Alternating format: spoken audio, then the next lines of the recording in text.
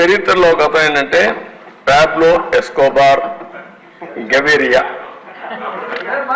అతను ఇదేనండి, ఎస్కోబార్ అనే వ్యక్తి కొలంబియన్ డ్రగ్ లార్డ్.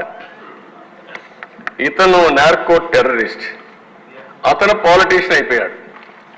అతను ఏం చేశాడంటే మొత్తం ఒక లీడర్గా తయారై మెడిలిన్ కార్టెల్ అనే పేరు పెట్టి ఈ డ్రగ్స్ అమ్మడానికి కారిడార్స్ ఎస్టాబ్లిష్ చేశాడు.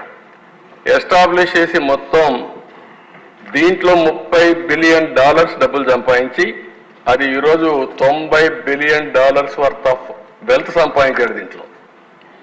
ఇది సంపాదించిన తర్వాత మీరు ఒకసారి చూస్తే 76లో అరెస్ట్ అయ్యాడు.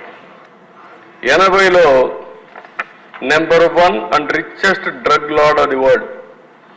డ్రగ్స్ కూడా మీ ప్రపంచంలో రిచెస్ట్ ఫెలో కావచ్చు, వ్యాపారాలు చేసి కావచ్చు. కానీ ఇప్పుడు మాజీ ముఖ్యమంత్రి ఉద్దేశం ఏంటి? ఆయన కూడా అదే కావాలి. ఆయన ఏమనుకున్నా అంటే టాటా, రిలయన్స్, అదానీ ఇలాంటి వాళ్ళు డబ్బులు ఉన్నాయి, వాళ్ళకంటే నేను ఎక్కువగా సంపాదించాలనేది ఆయన కోరిక. నేను అందుకే ఒక మాట చెప్పాను మీకు, కొంతమందికి నీడ్ ఉంటుంది, కొంతమందికి గ్రీడ్ ఉంటుంది, కొంతమందికి మేనియా ఉంటుంది, పిచ్చ ఉంటుంది. మెకనస్ గోల్డ్ అదే పిచ్చ. అలాంటి పిచ్చబట్టిన వాళ్ళు ఇవన్నీ చేస్తారు. ఆ తర్వాత 82లో ఎంపీ అయ్యాడు, కొలంబియా పార్లమెంట్ ఎంపీ అయ్యాడు.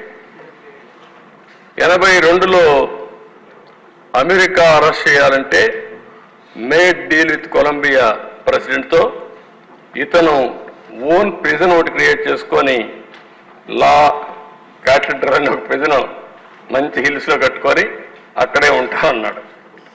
అనే పెట్టారు. అక్కడిని తప్పించుకొని మళ్ళా వెళ్ళాడు. వెళ్ళిన తర్వాత 86లో ఈ killed minister of justice. Colombia minister law మినిస్టర్ని చంపేశాడు. అక్కడి నుంచి 85లో సుప్రీంకోర్టు పైన అటాక్ చేశాడు. Palace of justice siege. 107 మందిని ఇన్క్లూడింగ్ 11 మంది జడ్జిలు చెప్పాడు. తగలబెట్టారు. నాకు తెలియదు, ఇవన్నీ చూడాలి. సినిమా కూడా ఉందంట, బాగుందా? అది చూడాలి ఇప్పుడు మీరందరూ కూడా, రాష్ట్ర ప్రజానికి మొత్తం చూడాలి. 89లో killed president for expelling Escobar from politics. ఒక ఆయన మాట్లాడాడు, ఇలాంటి వాళ్ళు ఉండకూడదు, వీళ్ళంతా కూడా డ్రగ్ వీళ్ళు ఉండకూడదని చెప్పిన నేరానికి అతను చంపేశారు.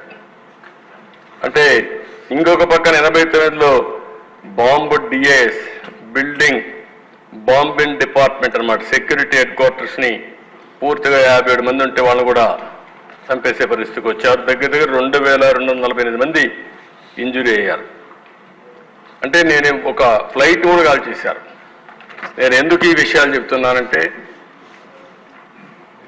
నిన్న కూడా రఘురామకృష్ణరాజు గారు ఒకటి అడిగారు, సార్ ఎట్లా ప్రజలు ఓట్లు వేశారు? ఈరోజు రాజకీయాలు ప్రజాస్వామ్యయుతంగా నీతి నిజాయితీగా చేయాల్సిన అవసరం ఉంది.